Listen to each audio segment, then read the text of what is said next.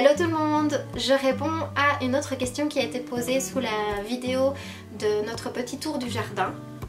C'était une question au sujet de mon travail en fait, surtout parce qu'à un moment donné dans la vidéo j'ai dit que je travaillais à la maison et que c'est aussi ça qui me permettait de gérer mes horaires avec le potager, etc.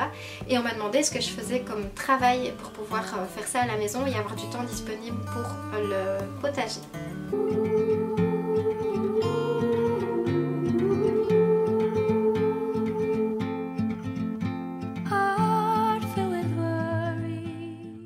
Avant de m'occuper de ce jardin, de ce potager, etc., j'avais une galerie magasin où je vendais des meubles en carton qui étaient faits sur mesure. Vous pouvez aller voir tous les tutos ou bien sur le site internet, il y a une galerie photo avec tous les meubles que je réalisais. Je vendais aussi des créations que je faisais, luminaires, bijoux, tableaux, etc., que je continue toujours à faire, simplement j'en fais un peu moins. Je fais justement ce que j'ai vraiment envie de faire. Et un petit peu moins de manière soutenue comme ça, parce que je crois que voilà, je perdais un peu en qualité avec le temps. Et aujourd'hui, en fait, comme vous avez remarqué que j'aime faire plusieurs choses, eh bien j'ai plusieurs métiers.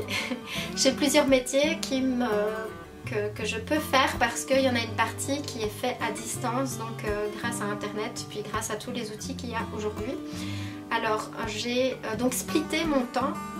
J'ai divisé mon temps dans mes diverses passions qui sont devenues des métiers.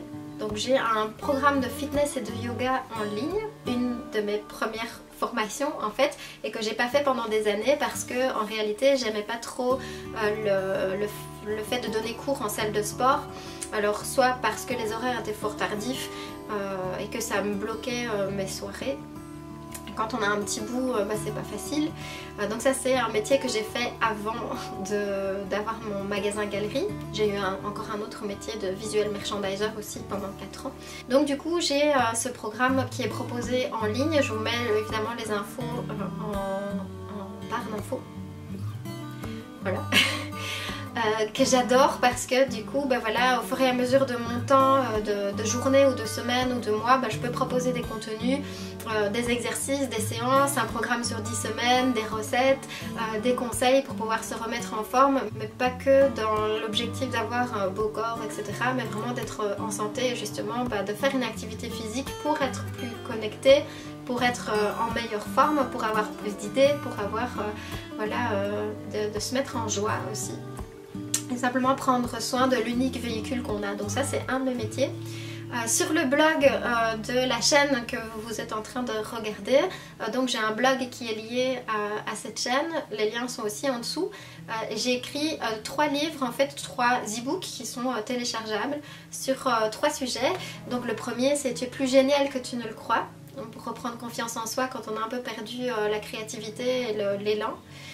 Et pour quand on a envie de vraiment remettre un projet de vie en place et qu'on ne sait pas par où commencer, qu'on a un peu difficile à avoir confiance et qu'on ne voit pas clairement quelles sont les étapes par lesquelles on peut passer pour mettre en œuvre un projet qui compte beaucoup pour nous et qu'on ne voit plus très clair dans ses idées ou qu'on a carrément perdu l'estime de soi.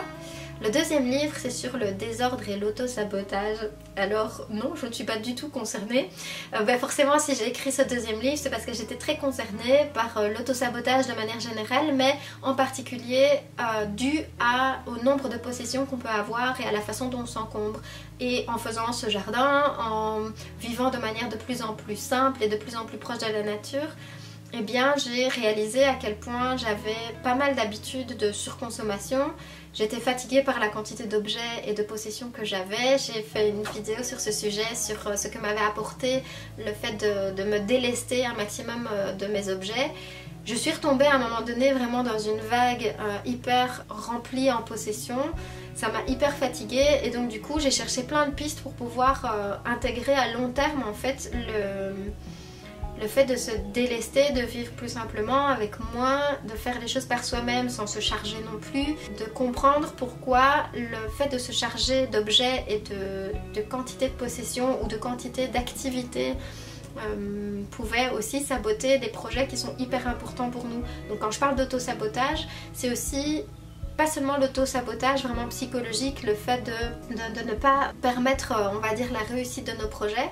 On a aussi la façon dont on vit, la façon dont on se surcharge en activités et en objets qui empêchent le développement de nos projets et de nos passions importantes. Par exemple, pendant des années on se dit moi je rêverais d'apprendre telle ou telle langue, par exemple le chinois, et on dit qu'on n'a pas le temps, on dit qu'on n'a pas la possibilité de le faire. Or c'est souvent dû à la quantité de tâches qu'on a à faire à la maison, la quantité d'objets qu'on gère.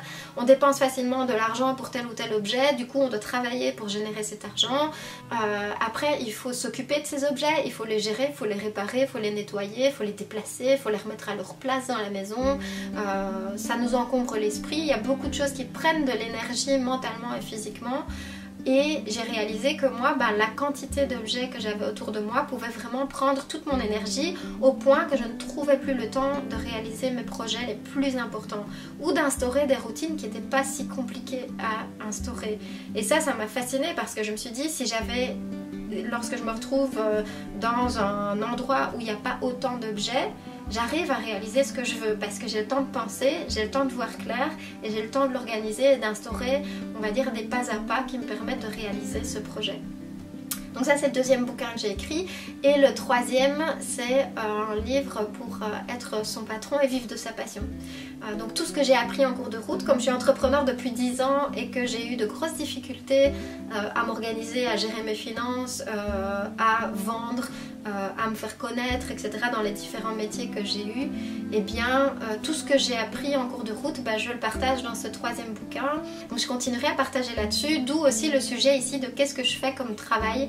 Je vends donc ces 3 livres là sur mon site internet, je vends mon programme de fitness et de yoga, et je vends encore donc mes créations qui sont en vente donc sur mon blog, parce que j'adore toujours créer, et je fais encore parfois des ateliers, des workshops présentiels que j'adore faire. C'est juste que là tout ne dépend plus de ces ateliers. Tous les ateliers que je donnais à l'époque, tout mon salaire en partie dépendait de mes créations et de mes ateliers, et c'était quand même très soutenu comme rythme de vie et assez stressant. Ça voulait dire que quand je n'avais pas de rentrée pour ces ateliers là, ça mettait vraiment en péril mon salaire, et donc j'ai eu envie en fait de mettre un peu mes œufs dans plusieurs paniers, et aussi l'envie de pouvoir exercer 2-3 passions en même temps. Alors on me demande souvent comment j'organise mon temps par rapport à ça. Eh bien, sachant que j'ai le potager, sachant que j'ai mon programme de fitness et de yoga, et que j'ai mes 3 e-books, et donc du coup que je dois aussi entretenir ma clientèle par rapport à ça, eh bien je divise mon temps de 100% dans ces activités là. Donc vraiment pareil, mes journées ou mes semaines sont splittées, 20% pour telle partie, 40% pour telle partie, et quand je vois que je commence à travailler par exemple la moitié de mes heures pour une activité qui me rapporte trop peu, ça me permet de rééquilibrer à un moment donné, parce que forcément on a tous et toutes des contraintes financières et des frais, mais le fait de vivre simplement et plus simplement comme ce qu'on fait aujourd'hui, c'était aussi un objectif pour pouvoir faire ce type de métier. C'est-à-dire que si à un moment donné ça se passe moins bien dans un des métiers, en général c'est un des autres métiers qui prend un peu le relais, mais aussi je sais que je ne vais pas crever de faim parce qu'il y a une partie de mon temps qui est consacrée au potager, et je sais que j'aurai toujours à manger. Alors certainement oui, c'est peut-être un peu moins varié ou passionnant que de pouvoir acheter tout ce qu'on veut dans un supermarché avec des produits qui viennent de très loin. Ça ne veut pas dire que j'achète jamais d'avocat ou de banane parce que j'adore, mais c'est clair que si jamais à un moment donné financièrement ça se passe moins bien dans une de mes activités, je sais que j'ai des réserves, que j'ai à manger, que j'essaye de vivre le plus simplement possible, et j'ai moins de besoin de consommation qu'avant puisque je m'épanouis davantage dans mes métiers. Et donc voilà, pour la personne qui m'avait posé cette question en commentaire sous la vidéo, voilà ce que je fais. Donc je travaille depuis la maison, alors forcément pour pouvoir le faire j'ai quand même suivi quelques formations, et généralement je partage tout mon contenu, tout ce que j'ai appris de diverses manières sur mon blog et sur mon site internet. Les liens sont en dessous pour toutes les personnes qui ont envie de progressivement instaurer une partie de leur temps dans un métier comme celui-là à distance. Il y a toujours une partie que je trouve importante de conserver en présentiel et d'être vraiment dans le terre-à-terre, comme ben voilà, les ateliers, les workshops. Pareil pour le programme de fitness et de yoga. À un moment donné, moi j'ai besoin d'être avec les gens et j'adore organiser plutôt des week-ends. Des week-ends où je suis avec les gens, où on échange ensemble, où on apprend à se connaître et où je peux aussi mieux comprendre ce qu'ils vivent. Et je trouve aussi super important de pouvoir ben voilà, accueillir des gens ici, alors quand c'est pas pour un atelier attrape-rêve ou un atelier potager, ben à un moment donné j'ai aussi besoin d'être avec des vrais gens. Donc par rapport au côté péjoratif qu'on pourrait penser au niveau de ce qui est numérique, ben, aujourd'hui je suis quand même pas aussi catégorique que tout ce que tout le monde dit par rapport aux réseaux sociaux, etc. C'est sûr qu'il ne faut pas se faire bouffer par les réseaux sociaux. J'ai pu apprendre plein de choses sur le potager, j'ai pu partager tout ce que j'apprenais comme je le fais petit à petit là dans la chaîne et dans le blog. J'ai pu partager tout ce qui avait fonctionné pour moi dans des bouquins. Et bah, j'ai aussi pu faire la rencontre de gens qui au départ étaient virtuels pour moi et puis un jour on s'est rencontrés en vrai et ce sont des vrais amis aujourd'hui. Donc moi depuis que j'ai commencé à travailler comme ça, honnêtement ça demande beaucoup d'efforts au début.